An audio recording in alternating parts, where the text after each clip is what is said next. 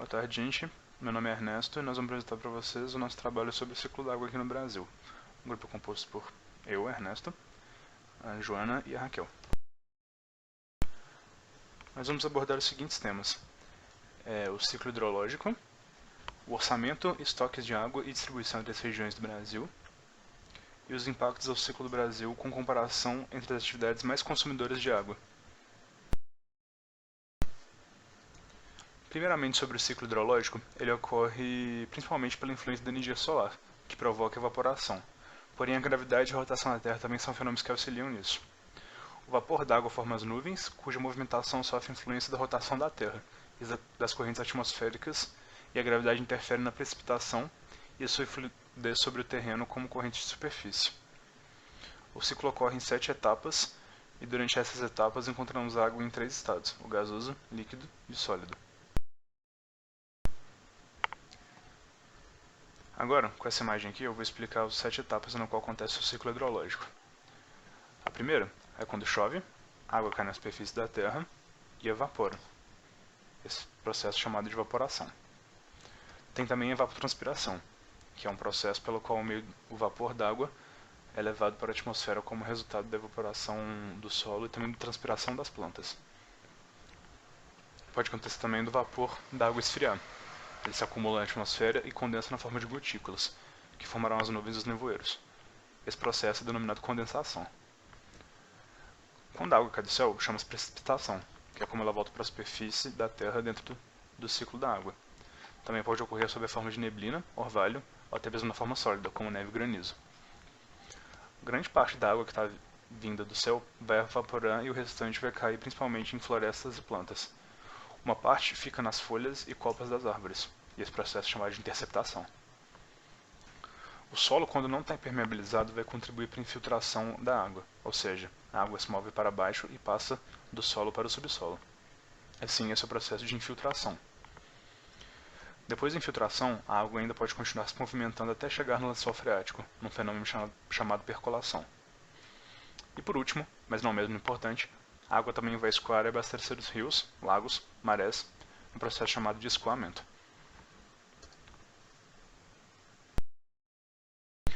Agora, para poder falar da questão da oferta d'água. A oferta d'água é determinada pela dinâmica hídrica e socioeconômica das bacias. O monitoramento hidrológico é realizado para poder fornecer informações ao longo do tempo sobre a quantidade e a qualidade de recursos hídricos superficiais e subterrâneos em todo o território nacional, através das regiões hidrográficas representadas na imagem. A maior parte do monitoramento ocorre em estações pluviométricas, que medem a quantidade de precipitação em milímetros, e fluviométricas, que medem o nível da água, a velocidade e a vazão de um rio. Da Rede Hidrometeorológica Nacional, RHN. O padrão de ocorrência das chuvas varia ao longo do país, o que pode ser observado analisando os registros históricos de identidade pluviométrica de cada estação da RHN. Aproximadamente 80% da água doce no território brasileiro encontra-se na bacia amazônica, onde a população residente é pequena em comparação com outras áreas e a demanda da água é menor. Agora, para poder falar um pouco de infraestrutura hídrica. Os reservatórios artificiais potencializam a disponibilidade hídrica superficial. Eles têm a função de armazenar água nos períodos úmidos, além de poderem liberar parte do volume armazenados nos períodos de estiagem, regularizando e diminuindo as flutuações sazonais das vazões.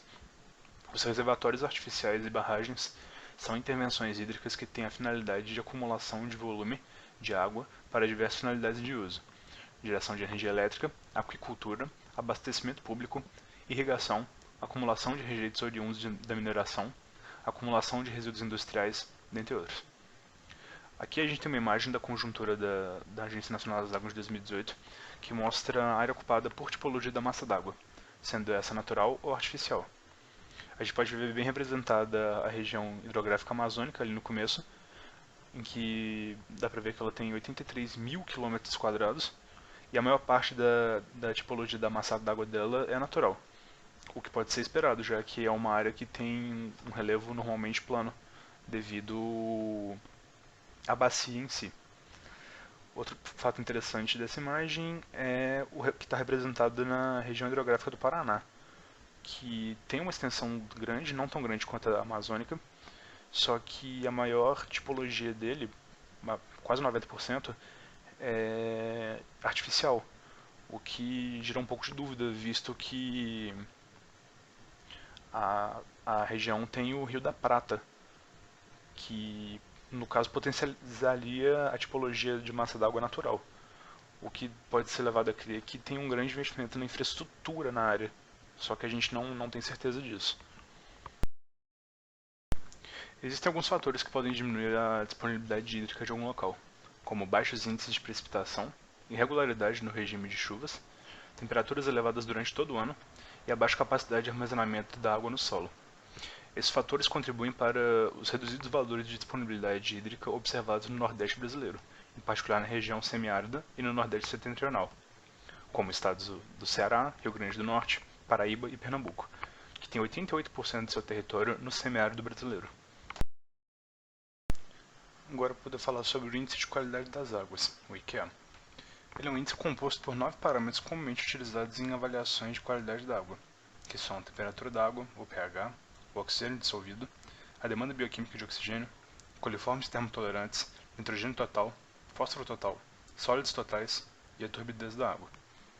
Os problemas de qualidade da água se concentram nos corpos hídricos localizados principalmente nas grandes cidades, o que leva a entender que normalmente a urbanização pode diminuir a qualidade da água dos corpos hídricos próximos. Vamos falar sobre as atividades mais consumidoras de água no Brasil e os impactos que elas geram ao ciclo da água. A demanda pelo uso da água é crescente, devido ao desenvolvimento econômico, o processo de urbanização e o aumento da população, afetando na quantidade, qualidade e disponibilidade deste recurso.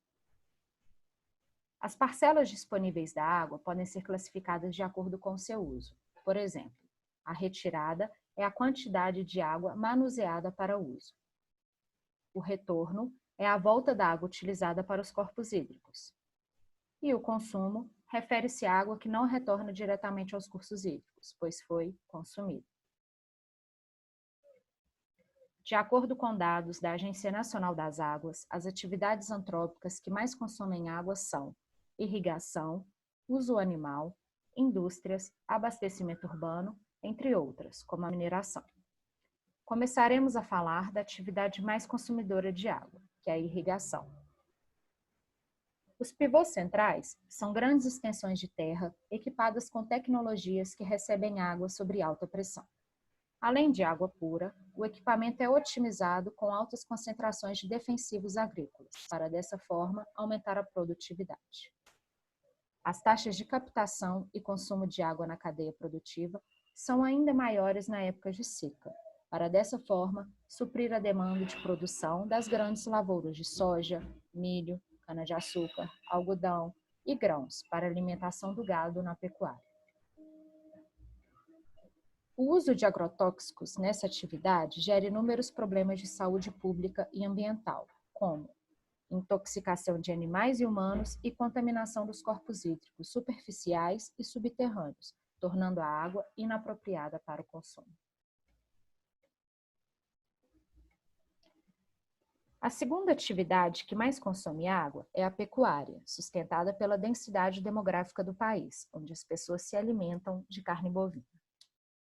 A quantidade de água consumida por um único boi é muito maior do que a quantidade de água consumida por um ser humano, visto no gráfico que um boi necessita beber entre 22 a 78 litros de água por dia, variando de acordo com o seu peso e tamanho, enquanto que um homem necessita de 1 a 3 litros de água por dia para suprir suas atividades fisiológicas.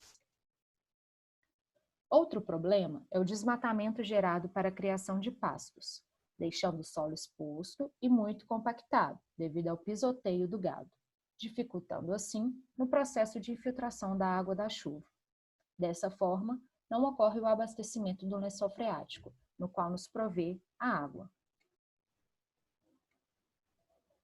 Com a supressão de árvores, também gerado no processo de desmatamento, o ciclo hidrológico é afetado negativamente, pois a evapotranspiração será menor, diminuindo assim a ocorrência de chuvas. As indústrias utilizam a água como matéria-prima nos produtos que consumimos, como roupas, alimentos, plástico, diesel, entre outros. Por ser considerada solvente universal, é também muito utilizada para a dissolução de produtos químicos e também em processos de lavagens. Além do grande consumo de água utilizada na cadeia produtiva, as indústrias devem estar atentas ao problema do desperdício da água e também ao tratamento e destinação correta de seus efluentes, evitando a contaminação dos corpos d'água e a redução da quantidade e qualidade de água disponível no país. Todos os nossos hábitos do dia a dia necessitam da água, mas não é qualquer água. Ela vem dos reservatórios de água doce e precisa ser tratada, limpa e potável para então chegar em nossas casas, sendo esse processo realizado através das estações de tratamento da água. Devido à grande concentração de pessoas nas grandes cidades, o consumo de água é muito alto, sendo a água retirada limpa e devolvida como esgoto aos corpos hídricos. Por isso, é necessário uma boa gestão no tratamento de esgoto das cidades urbanizadas, fazendo com que a água inapropriada para consumo e uso seja tratada, garantindo assim a disponibilidade deste recurso para a população. As regiões Norte e Nordeste ainda enfrentam a ausência e ou precariedade de saneamento básico, gerando graves problemas ambientais e de saúde pública, como aumento de doenças de veiculação hídrica e contaminação dos corpos d'água, tornando a água indisponível para consumo.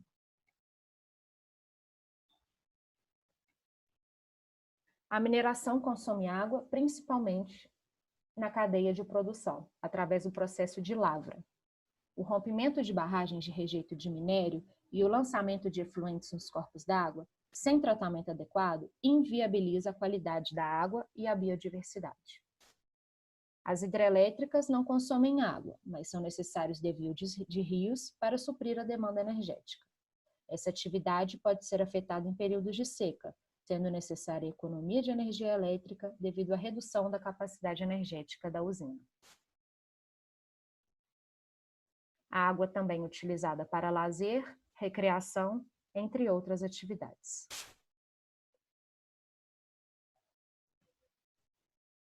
Vimos o quanto nossas atividades influenciam no ciclo da água. Espero que possamos estar sempre atentos ao consumo consciente da água, que é a nossa fonte de vida. Cada ação positiva em prol da água irá viabilizar o futuro das recentes gerações, futuras gerações e a saúde do planeta Terra. Agradeço a atenção. Obrigada.